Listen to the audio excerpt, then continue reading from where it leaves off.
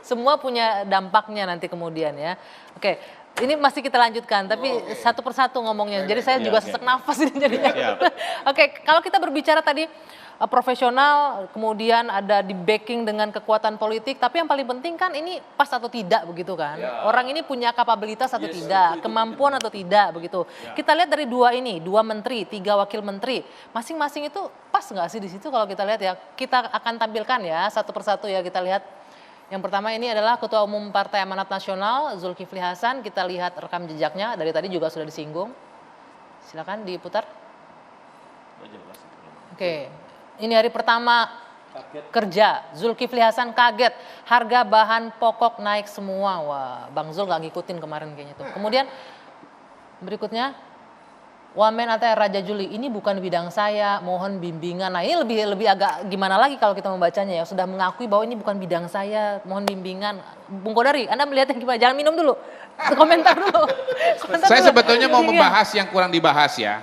Yaitu Menteri ATR yang baru, Pak Hadi Cahyanto. Ya. Nah, saya mau melanjutkan bahwa Pak Hadi itu juga rasa-rasanya dilihat modal sosialnya.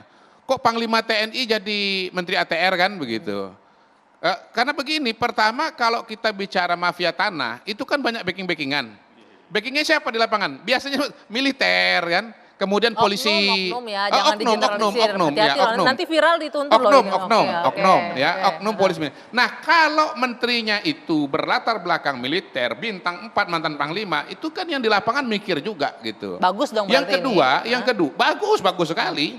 Yang kedua, ya melawan oknum tentara ya harus pakai tentara juga, kira-kira begitu. Yang kedua, kalau kita bicara mengenai Pak Hadi sebagai pribadi, beliau ini kan orang yang waktu jadi Panglima TNI itu komunikasinya dengan Kapolri kan intens sekali ya, kemana-mana pergi gitu. Bagus Nah kalau ya. mau ngurus sengketa pasti melibatkan aspek hukum, ada kepolisian di sana begitu. Jadi tinggal, kalau untuk ini pas ya, cepatlah angkat telepon tuh, cepat. Kemudian untuk posisi Menteri Perdagangan. Yang dua ini menurut saya oke, karena apapun alasannya. Wakil Menteri kalau begitu. Nah ya Bapak Presiden pasti punya pertimbangan, sudah disampaikan kok secara terbuka. Yang wakil menteri yang agak menarik bagi saya. Maksud saya begini, kenapa kalau menteri ATR-nya diganti, wakil menterinya juga harus diganti? Apakah ini sudah dihitung secara psikologis? Ini ahli psikologi loh ini. Ini berpasangan dengan ini nggak cocok, jadi harus diganti supaya ini itu berpasangan jawabannya hanya Pak Jokowi yang tahu. Mungkin nah, dia yang tahu siapa penting. Yang lebih pas Jangan sampai, lagi-lagi nih, jangan sampai ini semacam dalam tanda petik, sorry nih bro, Anthony Juli ya. Saya mencari-cari kemudian pembenaran buat dia. Ternyata dia adalah satu-satunya wakil barangkali dari masyarakat Riau. Nah itu kan menarik. Mewakili keberagaman. Ya. Itu menarik. Tapi bahwa misalnya ketika menterinya diganti, wakil menterinya juga diganti, semata-mata misalnya seperti dalam tanda petik pergantian antar waktu dari partai politik, ini bermasalah. Ada wakil menteri PAW begitu? Iya, ini bermasalah kalau ini. Tapi kalau kita lihat memang menggantikan posisi partai yang sama kan, PSI. Iya justru itu. Jadi maksud saya tuh berusaha sama sekali tidak ingin mengatakan itu hak prerogatif presiden. Pasti kita lihat akibatnya dalam 100 hari atau 6 bulan ke depan. Tapi saya menghubungkan logika-logika yang dibangun oleh Bapak Presiden sendiri, termasuk logika yang ini nih.